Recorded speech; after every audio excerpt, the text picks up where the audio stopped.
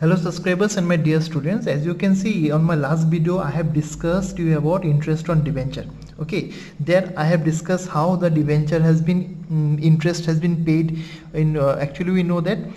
আমার ডিবেঞ্চারের ইন্টারেস্ট আমি দুবার পে করুম ওকে সো আজি আমি এখন প্র্যাকটিক্যাল লৈ আহিছোঁ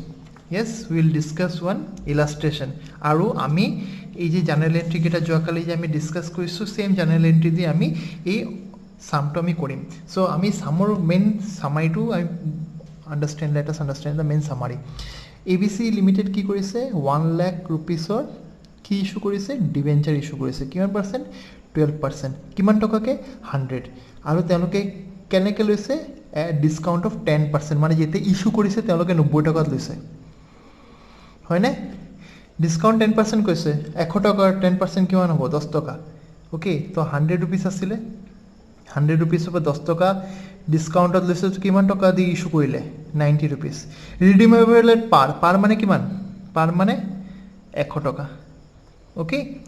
debenture interest was payable see আমার ইয়াতে লিখা আছে না interest were payable twice okay interest are payable ইয়াতে কি লিখা আছে so interest are payable half yearly so ইয়াতে সেম কোশ্চেন দিয়া আছে কি The debenture interest was payable on 30 September আৰু 31st March দুবাৰ পে হৈছে আৰু tax deducted at source is 10% আমাৰ necessary journal entry বনাব দিছে so let's start the video so let's start সবসে প্ৰথমে আমি ডিবেঞ্চাৰ কিমান টকাৰ কিমান দিছো 90 rupees কে আমি ইস্যু কৰিছো কিন্তু ডিবেঞ্চাৰ তো আমি 1 লাখ টকা হে আছিল আমি 1 লাখ rupees ৰ ডিবেঞ্চাৰ হে আমি দিছো কিমান নম্বৰ দিছো ডিভাইড বাই 100 তাৰ মানে কিমান হৈ গল we have given 1000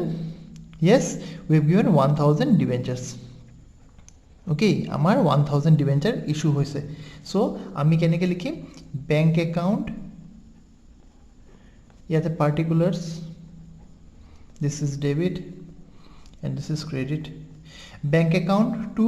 kiman percent debenture ase 12% debenture to 12% debenture application মই কথাটো আকৌপাৰ কৈ দিও মই শর্টকাটত লিখি আছো কিন্তু examination time you write it in full okay so কিমান কে হৈছে আমাৰ ডিবেঞ্চাৰ আছিল 1000 ডিবেঞ্চাৰ কিমান টকা কে আমি ইস্যু কৰিছো 90 रुपीस কে আমি পাইছো কাৰণ কি 10% ডিসকাউন্ট আছিল ইয়াতে কিমান আহি যাব it will be 90000 it will be 90000 okay general এন্ট্রিটো কি হ'ব being the application money received at 90 per debenture of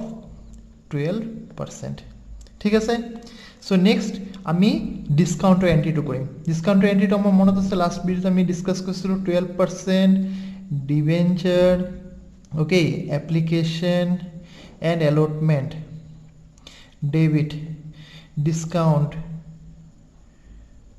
on issue of debenture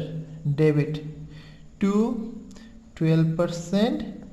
debenture okay amar debenture kiman tokar issue kora hoise c 1 lakh ami direct 1 lakh kate likhi diu okay tar pisot ami discount kiman dilu 10% মানে কিমান 10 into কিমান হ'ব 1000 কিমান discount দিলো 10000 টাকাৰ discount পালো okay আৰু আমি কিমান পালো ইফালে 90 into 1000 so here it comes to 90000 okay তো জার্নাল এন্ট্রি টু কি হ'ব being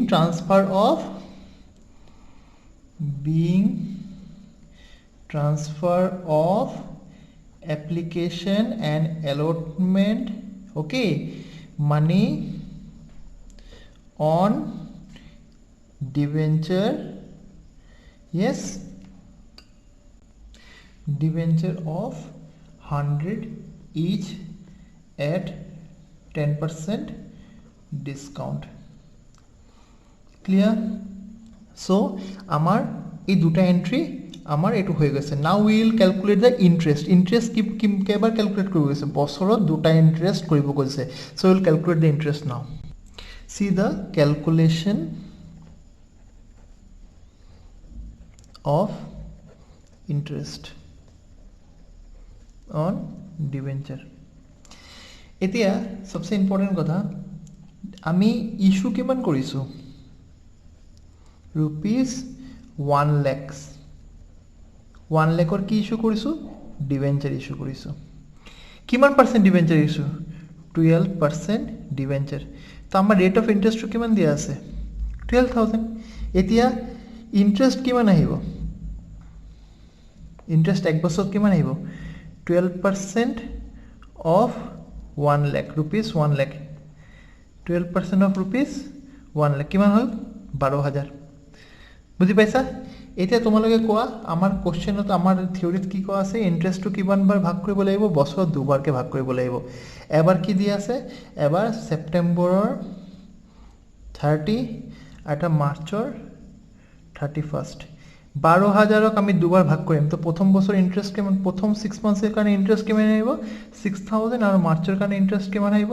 6000 ইজ ইট ক্লিয়াৰ আমাৰ কোশ্চেনত যেতিয়া ডিবেঞ্চাৰৰ কথাটো লিখা থাকিব না কিমান percent debenture this is the interest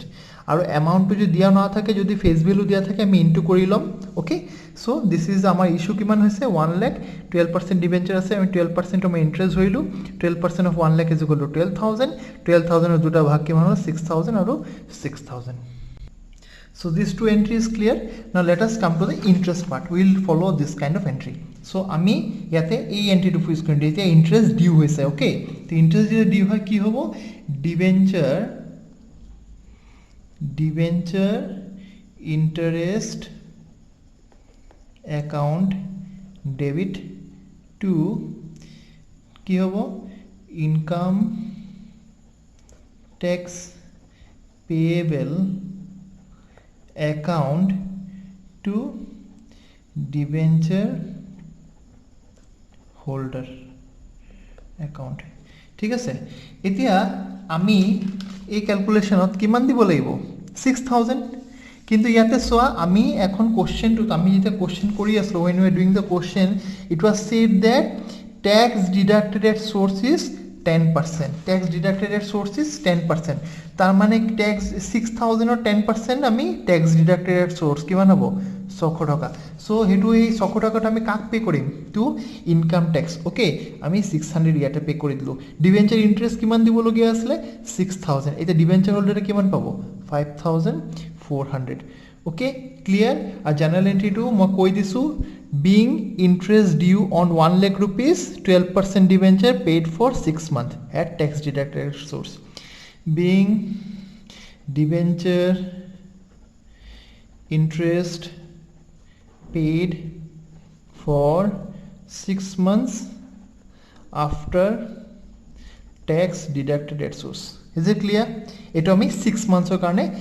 তেওঁলোকক ট্যাক্স দিছো আমি ক্যালকুলেট কৰিছিলো সোয়া সেপ্টেম্বর 30 তারিখে 6000 পাইছে তার 10% ট্যাক্স ডিডাক্টেড এট সোর্স কোশ্চেনত দিয়া আছে আমি মাইনাস কৰি দিলু ফাইনালি উই গেট দা আমি অ্যাকৰ্ডিং টু দা জাৰ্নাল এন্ট্ৰি আমি ফলো আপ কৰি আছো সো দা নেক্সট এন্ট্ৰি আমি কি কৰিম পেমেন্ট টু কাক দিম ডিবেঞ্চার হোল্ডার থ্রু ব্যাংক দি দিম সো আমি এত কি লিখিম আমি লিখিম debenture holder account debit two bank কিমান টাকা তেওঁলোকক দিলু কোৱাচোন we have given them how much 5400 তেওঁলোকক ব্যাংক একাউন্টলে ট্রান্সফার কৰি দিছো আৰু এই 600 টাকা কাক দিম 600 টাকা কাক দিম ইনকাম ট্যাক্স মানুহক দিম তাৰ মানে কি income tax okay income tax payable account debit two কি হ'ব ব্যাংক কিমান টাকা দিম 600 টাকা ওকে ইয়ার নারেশন টু হবো being income tax deposited after deduction from source being income tax deposited after tax deducted at source okay eto being payment of interest to debenture holder clear so আমি কি কৰিলু আমাৰ question two কি দিয়া আছিল আমাৰ question two দিয়া আছিল যে আমাৰ 6 মান্থছৰ দুটা বনাব লাগে সো ফাৰ্স্ট 6 মান্থছৰ আমাৰ এন্ট্ৰি হৈ গল ওকে এতিয়া আমি अगेन নেক্সট 6 মান্থছৰ সেম এন্ট্ৰি ৰিপিট হ'ব এটো সাপোজ আমি সেম এন্ট্ৰি মই সেপ্টেম্বৰৰ কাৰণে কৰিলো ওকে এমাউন্ট সেমে থাকিব দিস ইজ ফৰ 30 সেপ্টেম্বৰ আকৌ সেম এন্ট্ৰি কিটা আমি 31st মাৰ্চৰ কাৰণে আকৌ এবাৰ লিখি দিম সেম এন্ট্ৰি কিটা আকৌ এবাৰ মই ইয়াতে লিখি দিম কথাটো বুজি পাইছে না I am not writing it again so same entry same amount আমি আকৌ ইয়াতে লিখি দিম কাৰণ কি আমাৰ rate of interest to 12% আছিলে 12000 টো আমি দুবাৰ ভাগ কৰিছো 6000 ৰ আকৌ 31st মাৰ্চৰ same entry আহিব ডিবেঞ্চাৰ হলৰ same পইচা আহিব আৰু ইনকাম টেক্স পেয়েবল ৰ same পইচা আহিব now we will come to the last entry okay এতিয়া আমি কি কৰিম ট্ৰান্সফাৰ কৰিম কি ট্ৰান্সফাৰ কৰিম on transfer of debenture interest to profit and loss account ল আমি ট্ৰান্সফাৰ কৰিম তো আমাৰ এন্ট্ৰিটো কি হ'ব আমি এতিয়া আমাৰ কোম্পানীৰ বুকছত বনাই আছো সো আমাৰ last entry is statement of profit and loss account debit to debenture interest okay তো আমাৰ টোটাল আমি কিমান পাইছিলো টোটাল ইন্টাৰেস্ট কিমান পাইছিলো মাৰ্চত 6000 পাইছিলো আৰু সেপ্টেম্বৰত 6000 পাইছিলো আমাৰ ডিবেঞ্চাৰ ইন্টাৰেস্ট কিমান হৈ গল টোটাল কোম্পানীৰ ফালৰ পৰা আমি তেওঁলোকক 12000 টাকা ডিবেঞ্চাৰ ইন্টাৰেস্ট আমি কি কৰিলো বিং